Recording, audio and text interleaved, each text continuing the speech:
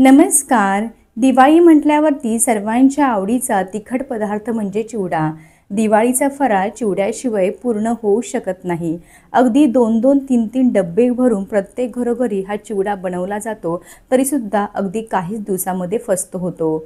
आज आपण विकतचा महागडा चिवडा मसाला विकत न आणता घरी अगदी सोप्या पद्धतीने चिवडा मसाला तयार करून एक खास फोडणी दिलेली आहे आणि ही फोडणी चिवड्यावरती वापरल्यामुळे आपला चिवडा पाहणा अगदी मस्त असा खमंग आणि चविष्ट असा तयार झालेला आहे. नमस्कार. आज आपण कोल्हापूरचा प्रसिद्ध असा लसूणी भडंग चिवडा कसा तयार करायचा हे पाहणार आहोत. या चिवड्याला रंग पाहणा अगदी सुरेख आलेला आहे. विशेष म्हणजे अजिबात तेलकट झालेला नाही. बऱ्याच वेळा काय होतं, चिवडा जेव्हा संपतो ना तेव्हा डब्याच्या तळाशी भरपूर सारा मसाला जाऊन बसतो, कारण चिवड्याला मसाला व्यवस्थित लागतच नाही. आज आपण अगदी एक खास ट्रिक पाहणार आहोत, त्यामुळे प्रत्येक मुरमुरांना तयार केलेली फोडणी लागणार आहे. चला तर वेळ न घालवता रेसिपीला सुरुवात करूयात. भडंग चिवडा तयार करण्यासाठी मी या ठिकाणी भडंगसाठी लागणारे जे मुरमुरे असतात ना ते घेतलेले आहेत. बरोबर वजनाने अर्धा किलो घेतलेले आहेत. आता हे जे मुरमुरे असतात ते इतर मुरमुऱ्यांपेक्षा वेगळे असतात. लांबीने अगदी बसक्या आकाराचे असतात आणि अगदी टप्पोरे असतात. वजनाने अगदीच हलके फुलके असतात. आता ना ह्यामध्ये कधी भरपूर सारी भेसळ केली जाते. दगड वगैरे छोटे छोटे मिक्स केले जातात ना वजन जास्त भरावं म्हणून लक्षात ठेवा, हे जे मुरमुरे आहेत ते स्वच्छ साफ करून चाळून घ्यायचे आहेत, निवडून घ्यायचे आहेत. आता आपला चिवडा अगदी डब्बा संपेपर्यंत कुरकुरीत राहण्यासाठी ज्या दिवशी तुम्हाला चिवडा बनवायचा आहे ना त्याच्या आदल्या दिवशी 5 ते 6 तास तरी या मुरमुऱ्यांना चांगलं असं कडकडीत ऊन दाखवायचं आहे. जर तुमच्याकडे उन्हाची सोय नसेल ना तर थोडे थोडे मुरमुरे कढईमध्ये घालायचे आणि प्रत्येक बॅच साधारणतः अर्धा मिनिट तरी भाजून घ्यायची. म्हणजे कसं मुरमुरे आज आपण घरी चिवडा मसाला तयार करून हा चिवडा तयार करणार आहोत. विकतचा महागडा आणि भेसळयुक्त मसाला आणण्यापेक्षा अशा प्रकारचा घरीच आपण मसाला तयार करणार आहोत. त्यासाठी मोठे 5 ते 6 चमचे अख्खे धणे, 2 चमचे कच्चे जिरे, 2 चमचे कच्ची बडीशोप, अर्धा चमचा हळदी पावडर, 1 मोठा चमचा लाल तिखट, 1 मोठा चमचा हिंग आणि अगदी पाव चमचा लिंबू सत्व घेतलेला आहे. याला सायट्रिक ॲसिड असे देखील म्हणतात. जर तुमच्याकडे असं हे लिंबू सत्व नसेल ना तर या ठिकाणी अर्धा चमचा आमचूर पावडर वापरली तरीसुद्धा चालेल. आता हे घेतलेले सर्व साहित्य एका छोट्या मिक्सरच्या भांड्यामध्ये काढून घ्यायचं आहे. लगेचच एक साधारणतः मोठे 2 ते 3 चमचे साखर घालायची आहे आणि अगदी थोडंसं हा मसाला तयार करताना मीठसुद्धा घालायचं आहे. आपण नंतरसुद्धा मीठ घालणार आहोत, पण आता सध्या थोडंसं मीठ घालायचं आहे. झाकण लावून मस्त असं हे बारीक करून घ्यायचं आहे. हे पहा, अशा प्रकारे मी छान असं मिक्सरला फिरवून घेतलेलं आहे. आपला अगदी 2च मिनटामध्ये 50-60 रुपयाला भेटणारा हा मसाला चिवड्याचा तयार झालेला आहे. हे पहा ना, रंग किती सुरेख आलेला आहे.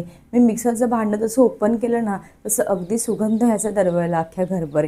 इतका चवीला हा सुरेख झालेला आहे. त्यासोबतच सुगंधीसुद्धा झालेला आहे. परफेक्ट.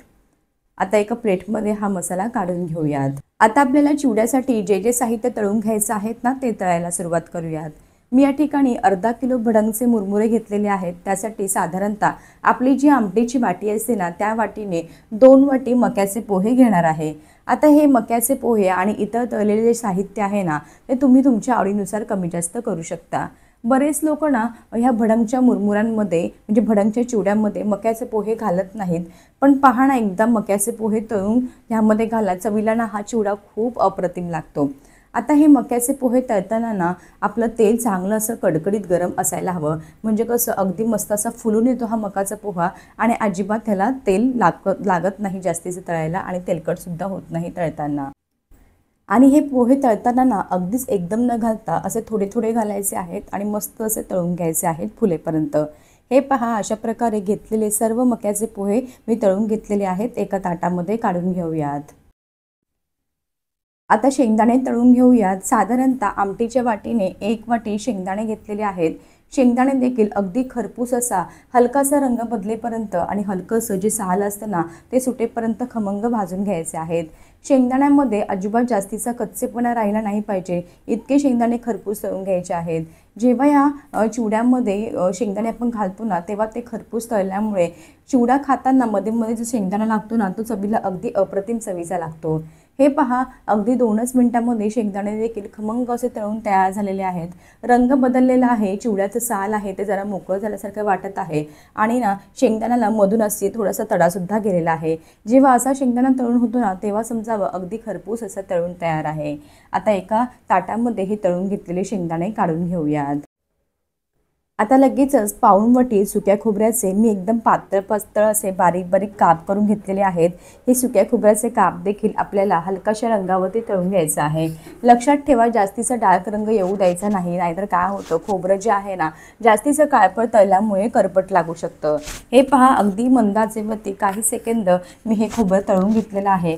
रंग बदललेला आहे, एवढाच रंग बदलू द्यायचा आहे, यापेक्षा जास्त डार्क रंगावरती तळायचं नाही.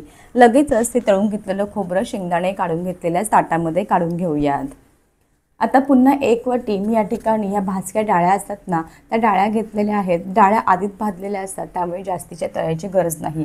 हलकासा रंग बदलू द्यायचा आहे, जास्तीचा रंग बदलायचा नाही. या डाळ्यांना ना पंढरपुरी डाळ्या असे देखील म्हटले जाते. हे पहा, डाळ्या देखील मस्त असे तळून तयार आहे. आता या तळून घेतलेल्या डाळ्या देखील ताटामध्ये काढून घेऊयात. 15 ते 20 हिरव्या मिरच्या एकदम बारीक बारीक अशा कापून घेतलेल्या आहेत. या कापून घेतलेल्या हिरव्या मिरच्या देखील आपल्याला तळून घ्यायच्या आहेत. अगदी कुरकुरीत होईपर्यंत तळून घ्यायचं आहे. मिरचीचा ना अगदी खळखळ असा आवाज झाला पाहिजे इतपत तळून घ्यायचा आहे, पूर्णपणे रंग बदलेपर्यंत. जर तुम्ही या ठिकाणी मिरचीला तसाच आतमध्ये कच्चेपणा ठेवला, व्यवस्थित तळली गेली नाही ना, तरीसुद्धा तुमचा चिवडा नरम पडू शकतो. लक्षात ठेवा, मिरची, कढीपत्ता जो असतो ना आणि लसूण घालणार आहे पुढे, ते पूर्णपणे चांगलं तळायचं. त्यामध्ये अजिबात कच्चेपणा नाही राहायला पाहिजे. जर कच्चेपणा राहिला ह्या 3 गोष्टींमध्ये तर तुमचा चिवडा नरम पडतो. हे पहा, मिरचीचा पूर्णपणे रंग बदललेला आहे. अगदी कुरकुरीत अशी मिरची तयार झालेली आहे. तुम्ही हातावरती घेऊन चुरल्यानंतर ना, थंड झाल्यानंतर अगदी या मिरचीचा भुगा होते इथपर्यंत तळून घ्यायची आहे. आता ही तळून घेतलेली मिरची आहे ना, ती ताटामध्ये काढून घेऊयात. मी या ठिकाणी साधारणतः अर्ध्या वाटीला थोडासा कमी लसूण जो आहे ना, तो ठेचून घेतलेला आहे. म्हणजे प्रत्येक लसणाची जी पाकळी आहे ना, ती फक्त अशी थोडीशी ठेचलेली आहे, जास्त बारीक ठेचा केलेला नाही. असा हा लसूण जो आहे ना, तो आपल्याला अगदी कुरकुरीत होईपर्यंत आणि पूर्णपणे रंग बदलेपर्यंत तळून घ्यायचा आहे. लसणामध्ये सुद्धा कच्चेपणा नाही राहायला पाहिजे. त्यामध्ये सुद्धा कच्चेपणा राहिला आणि तसाच लसूण अर्धवट तळलेला तुम्ही घातला ना, तरीसुद्धा चिवडा तुमचा नरम पडू शकतो. हे पहा, लसणाचा पूर्णपणे रंग बदललेला आहे. अगदी मस्त असं कुरकुरीत होईपर्यंत तळून घेतलेला आहे. ताटामध्ये काढून घेऊयात. एकदाचा भरपूर लसूण घालून चिवडा तयार करून पहा, अगदी चवीला अप्रतिम चवीचा लागतो. आता मी या ठिकाणी साधारणतः एक मोठं ताट म्हणजे एक मोठी वाटीनं गच्च भरून कढीपत्ता घेतलेला आहे. कढीपत्ता देखील अगदी खुळखुळा आवाज येईपर्यंत, खळखळ असा आवाज येईपर्यंत खमंग तळून घ्यायचा आहे. कढीपत्ता आधी स्वच्छ धुवून घेतला आणि थोडासा ना उन्हामध्ये सुकवायला ठेवलेला होता, म्हणजे जे काही पाणी असेल ना ते पूर्णपणे निघून जाईल. हे पहा, साधारणतः अर्धा मिनिटापेक्षा जास्त वेळ मी हा कढीपत्ता तळून घेतलेला आहे. कढीपत्त्याचा रंग पाहणं पूर्णपणे चेंज झालेला आहे आणि असा मी आता झाऱ्यावरती घेऊन असं वरती खाली करत आहे, तर अगदी मस्त असा खुळखुळ्यासारखा खळखळ आवाज येत आहे. अगदी असाच आवाज येईपर्यंत आणि रंग येईपर्यंत आपल्याला हा कढीपत्ता तळून घ्यायचा आहे. सर्व तुम्ही अगदी व्यवस्थित कराल, पण जर कढीपत्त्यामध्ये कच्चेपणा राहिला तर तुमचा चिवडा हमखास मऊ पडणार आहे, नरम पडणार आहे. त्यामुळे लक्षात ठेवा, कढीपत्ता जो आहे ना, तो चांगलाच आपल्याला तळून घ्यायचा आहे. आता सर्व पदार्थ तळून झाल्यानंतर कढईमध्ये एवढं तेल उरलेलं आहे, पण आपल्याला एवढं तेल अजिबात लागणार नाही. त्यामुळे कढईमधलं सर्व तेल काढून घ्यायचं आहे. साधारणतः आमटीची जी अर्धी वाटी तेल असतं ना, तेवढंच तेल कढईमध्ये शिल्लक ठेवायचं आहे. आता या ठिकाणी चिवडा तयार करण्यासाठी लागणारी सर्व तयारी आपली झालेली आहे. आता आपण लगेचच फोडणी तयार करायला सुरुवात करूयात. हे पहा, सर्व तेल काढलं. फक्त आमटीची अर्धीच वाटी तेल मी कढईमध्ये फोडणीसाठी ठेवलेलं आहे. जास्तीचा तेलाचा अजिबात वापर करायचा नाही, नाहीतर तुमचा चिवडा तेलकट होऊ शकतो. साधारणतः मोठे 2 चमचे जिरे आणि मोठे 2 चमचे मोहरी घेतलेली आहे. आता ही मोहरी आणि जिरं कडकडीत तेलामध्ये घालायचे आहेत आणि चांगले असे तेलामध्ये परतून घ्यायचे आहेत. हे पहा, आता ना ह्या स्टेजला तेल फार गरम असतं. असं मोहरी आणि जिरे चांगले तेलामध्ये तळून घेतले की लगेचच गॅस बंद करायचा आहे, कारण जे तेल असतं ना खूप तापलेलं असतं. अशा तापलेल्या तेलामध्ये आपण तयार केलेला चिवडा मसाला घातला ना, तर मसाला जळू शकतो. आता गॅस बंद करायचा. गॅस बंद केल्यानंतर तयार केलेला सुरुवातीला आपला चिवडा मसाला आहे ना, तो सर्व चिवडा मसाला ह्या स्टेजला घालायचा आहे आणि चांगला असा आपल्याला तेलामध्ये परतून घ्यायचा आहे. लगेचच मी या ठिकाणी पुन्हा अर्धा चमचा हळदी पावडर घालत आहे आणि साधारणतः मोठे 2 चमचे काश्मीरी लाल मिरचीचं तिखट घालायचं आहे। असं थोडंसं काश्मीरी लाल मिरची पावडर घातली ना की आपल्या चिवड्याला रंग खूप अप्रतिम येतो। सुरुवातीला आपण मसाला तयार करताना लाल तिखट घातलेला आहे, लक्षात असू द्या। लगेचच आपल्याला यामध्ये चवीनुसार मीठ घालायचं आहे आणि अगदी पाव चमचा हिंग देखील घालायचा आहे। आता हे घातलेले सर्व मसाले चिवड्या मसाल्यासोबत अगदी व्यवस्थित मिक्स करून घ्यायचे आहेत। या ठिकाणी गॅस बंदच आहे, गॅस कुठेही चालू करायचं नाही। सुरुवातीलाच आपलं तेल फार गरम झालेलं होतं। चालू गॅसमध्ये तुम्ही हे सर्व मसाले ॲड केले असते ना तर तुमचे मसाले जळले असते, त्यामुळे तुमचा चिवडा करपट लागला असता। हे पहा, अशा प्रकारे भडंग चिवड्यासाठी लागणारी जी फोडणी आहे ना ती अगदी अप्रतिम तयार झालेली आहे। अशी फोडणी तयार करून तुम्ही एकदा चिवडा करून पहा, खूपच अप्रतिम चवीचा तयार होतो। अगदी बाजारामध्ये जो भडंग भेटतो ना त्याला सुद्धा मागे पडेल इतका चवीला सुरेख झाला होता, इतका चविष्ट झाला होता। आता जेवढी फोडणी आपली कढईमध्ये तयार झाली ना त्यापेक्षा निम्मी जी फोडणी आहे ती एका प्लेटमध्ये मी काढून घेते, कारण माझे जे मुरमुरे आहेत ना ते भरपूर जास्त आहे, तेवढ्या कढईमध्ये मावणार नाही। त्यामुळे अर्धा मसाला काढून घेतला, अर्धा मसाला मी नंतर बाकीच्या मुरमुऱ्यांमध्ये मिक्स करणार आहे। आता घेतलेल्या मुरमुऱ्यांपैकी अर्धे मुरमुरे कढईमध्ये काढून घ्यायचे आहेत आणि उरलेले जे मुरमुरे आहेत ना ते मिक्स करताना पुन्हा आपण जो प्लेटमध्ये मसाला काढून घेतला होता ना तो काढायचा आहे आणि मिक्स करून घ्यायचा आहे। हे पहा, अशा प्रकारे अर्धे मुरमुरे मी कढईमध्ये काढून घेतलेले आहेत। आता आपण हे जे मुरमुरे आहेत ना ते मसाल्यामध्ये अगदी व्यवस्थित असे मिक्स करून घ्यायचे आहेत। असे कढईमध्येच हे मुरमुरे मिक्स केल्यामुळे काय होतं, आपला जो मसाला आहे ना तो मसाला मुरमुऱ्यांना अगदी छान असा लागला जातो। आता या ठिकाणी ना गॅस बंदच आहे। आधी आपल्याला हा घातलेला जो मसाला आहे ना तो मुरमुऱ्यांना अगदी व्यवस्थित लावून घ्यायचा आहे, त्यानंतर गॅस चालू करायचा आहे आणि साधारणतः 3 ते 4 मिनिटं खमंग असं परतून घ्यायचं आहे। त्यामुळे काय होणार आहे, पुन्हा उष्णता लागल्यामुळे आपले जे मुरमुरे आहेत ना थोडेफार नरम झाले असतील तर गरम होतील आणि आपला जो चिवडा आहे तो अगदी डब्बा संपेपर्यंत कुरकुरीत राहील। हे पहा, अशा प्रकारे घातलेला जो सर्व मसाला आहे तो मुरमुऱ्यांना अगदी छान असा लागलेला आहे। रंग पहा, अगदी सुरेख आलेला आहे। चिवड्याला अजून रंग यायचा आहे। साधारणतः एक 3-4 मिनिटं अगदी तळापासून हलवत मी हे मुरमुरे मसाल्यामध्ये चांगले असे गरम करून घेतलेले आहेत। आता हे कढईमधले मुरमुरे जे आहेत ना मसाला लावून घेतलेले ते एका मोठ्या मी भांड्यामध्ये काढून घेते, कारण ह्याच कढईमध्ये मला दुसरे राहिलेले मुरमुरे सुद्धा परतून घ्यायचे आहेत। हे पहा, या भांड्यामध्ये काढून घेतलेले आहेत ते मुरमुरे साईडला ठेवून देऊयात। आता उरलेले सर्व मुरमुरे आपल्याला कढईमध्ये घालायचे आहेत आणि आपण जो सुरुवातीला मसाला प्लेटमध्ये काढून ठेवला होता ना तो सुद्धा ह्या स्टेजला घालायचा आहे आणि ह्या उरलेल्या मुरमुऱ्यांमध्ये अगदी व्यवस्थित मिक्स करून घ्यायचं आहे। असं अर्धे अर्धे मुरमुरे आणि मसाला मिक्स करून घेतल्यामुळे काय होतं, आपण जो मसाला तयार केला आहे ना तो सर्व मुरमुऱ्यांना अगदी व्यवस्थित असा लागला जातो। कधी कधी काय होतं, आपण फार घाई करतो, सर्वच मुरमुरे एकत्र मसाल्यामध्ये घालतो। जर मोठं पातेलं असेल ना तर तसं केलं तरीसुद्धा चालेल। माझ्याने मोठं पातेलं नव्हतं, छोटीच कढई होती ना, म्हणून मी थोडेसे अर्धे अर्धे मुरमुरे अर्धे अर्धे मसाल्यामध्ये मिक्स करून घेतले। हे पहा, हे मुरमुरे देखील मसाल्यामध्ये चांगले असे मिक्स करून घेतलेले आहे। 3-4 मिनिटं कमी आचेवरती ही बॅच देखील भाजून घेतलेली आहे। आता सर्व मुरमुऱ्यांना मस्त असा मसाला लागलेला आहे, मोठ्या पातेल्यामध्ये मी काढून घेतलेला आहे। आता सुरुवातीला जे साहित्य तळून घेतले होते ना ते पूर्णपणे पंख्याखाली मी थंड करून घेतलेले आहेत। थंड झाल्यानंतरच मुरमुऱ्यांमध्ये ॲड करायचे। गरम गरम असतानाच ॲड केले ना तर काय होतं, आपले जे मुरमुरे आहेत ते उष्णतेमुळे नरम पडतात आणि त्यामुळे सुद्धा चिवडा नरम होतो। त्यासोबतच मी या ठिकाणी जे 2 वाटी गच्च भरून मक्याचे पोहे तळून घेतले होते ना ते सुद्धा पूर्णपणे थंड झालेले आहेत। आता मी एक मोठी वाटी म्हणजे साधारणतः आमटीची ती 1 ते 1.5 वाटी शेव घेतलेली आहे। आता ही आपण घरीच बनवलेली शेव आहे। सुरुवातीलाच मी रेसिपी अपलोड केलेली आहे चॅनलवरती। आज पहा ना, मी साधारणतः एक 10 दिवसापूर्वी ही शेव बनवली होती। आज बरोबर 10वा दिवस आहे, तरीसुद्धा पहा ना शेव अगदी माझी कुरकुरीत आहे, अजिबात तेलकट झालेली नाही। आता ना माझी शेव मी डब्बा भरून बनवलेली होती, पूर्णपणे संपलेली आहे। शेवचा डब्बा संपला तरीसुद्धा शेव काही अजिबात नरम झालेली नाही। अगदी अशी ही घरीच बनवलेली शेव आपण या ठिकाणी वापरणार आहोत। रेसिपी हवी असेल तर चॅनलवरती जाऊन नक्की चेक करा, आपण अपलोड केलेली आहे। मसाला लावून घेतलेले मुरमुरे देखील पूर्णपणे मी पातेल्यामध्ये काढून घेतलेले आहे। ही एक खास ट्रिक आहे आपण तयार केलेला मसाला मुरमुऱ्यांना लागण्यासाठी। बऱ्याच वेळा काय होतं, मुरमुऱ्यांना ना व्यवस्थित मसाला लागला जात नाही आणि ना जेव्हा डब्बा संपतो ना तेव्हा काय होतं, लागलेल्या मुरमुऱ्यांना मसाला अगदी डब्याच्या तळाशी जाऊन बसतो। तर असं होऊ नये यासाठी बाकीचे साहित्य आधी न घालता आधी तयार केलेला मसाला जो आहे तो मुरमुऱ्यांना लावून घ्यायचा, त्यानंतर इतर साहित्य घालायचं। म्हणजे कसं, मसाला जो आहे ना तो डब्याला खाली शिल्लक राहणार नाही। बऱ्याच वेळा काय होतं, जर आपण हे साहित्य तळलेलं आधी घातलं आणि त्यानंतर मसाला घातला ना, तर तळलेल्या साहित्यांच्या तेलाच्या ओलाव्यामुळे ना मसाला हा जो तळलेल्या साहित्यांनाच लागतो, मुरमुऱ्यांना अजिबात लागत नाही. त्यामुळे काय होतं, चव देखील छान येत नाही चिवड्याला, इतका छान बनवूनही, आणि मसाला देखील डब्याच्या शेवटी तळाशी शिल्लक राहतो जेव्हा चिवडा संपतो तेव्हा. हे पहा, तळलेले सर्व साहित्य मी काढून घेतलेलं आहेत. लगेच मक्याचे पोहे देखील काढून घेतलेले आहेत. आणि आपण जी 1 ते 1.5 वाटी शेव तळून घेतली होती ना, म्हणजे शेव तयार केलेली होती ना, ती सुद्धा शेव घालायची आहे.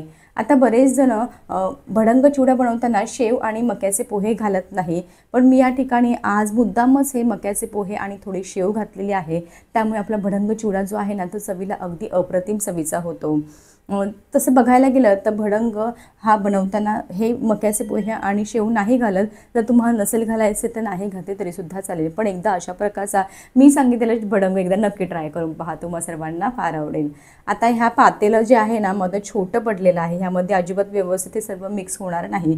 त्यामुळे ना मी अर्धा चिवडा एका मोठ्या परातीमध्ये काढून घेते आणि मिक्स करून घेते. अर्धा चिवडा परातीमध्ये काढते, अर्धा चिवडा त्याच पातेल्यामध्ये ठेवते आणि व्यवस्थित असं दोन्ही पातेल्यामध्ये निम्मा निम्मा चिवडा मिक्स करून घेते, म्हणजे सर्व साहित्य अगदी छान असं लागलं जाईल.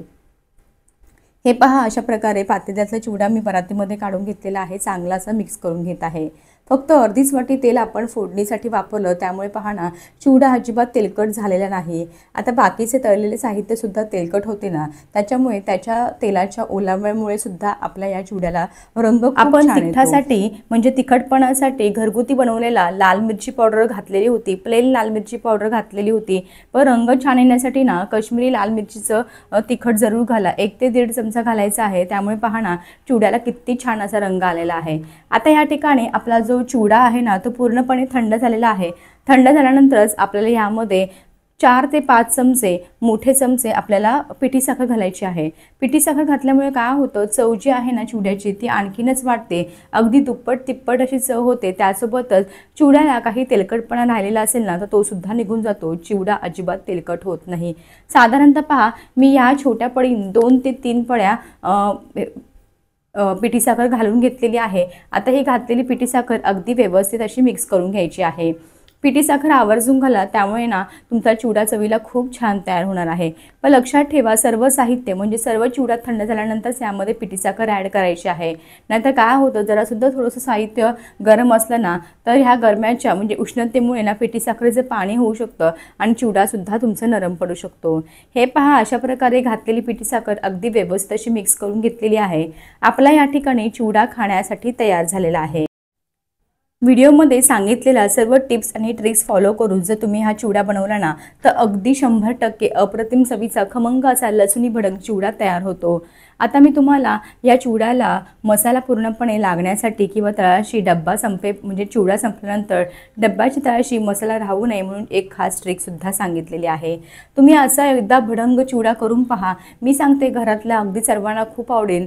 हा चिवडा खाल्ल्यानंतर तुम्ही कधीच विकतचा चिवडा आणणार नाही, इतका हा चवीला सुरेख तयार झालेला आहे. रंग पहा ना, किती छान आलेला आहे. थोडा चिवडा तुम्हाला हातात घेऊन दाखवते म्हणजे तुमच्या लक्षात येईल. खूप सुंदर रंग आलेला आहे. चवीला अगदी 100% काय, खूपच सुंदर असा चविष्ट तयार झालेला आहे. हे पहा, परफेक्ट. विशेष म्हणजे ना, अजिबात तेलकट झालेला नाही. कशी वाटली तुम्हाला माझी ह्याची रेसिपी? आवडली असेल तर एकदा मी सांगितल्याप्रमाणे दिवाळीच्या रेसिपीजमध्ये दिवाळी फराळ बनवताना हा भडंग चिवडा नक्की करून पहा. कसा झाला मला कमेंट बॉक्समध्ये सांगायला मात्र विसरू नका. असेच भेटूया एका नवीन आणि सोप्या रेसिपीसोबत. तोपर्यंत मस्त खा आणि हेल्दी रहा.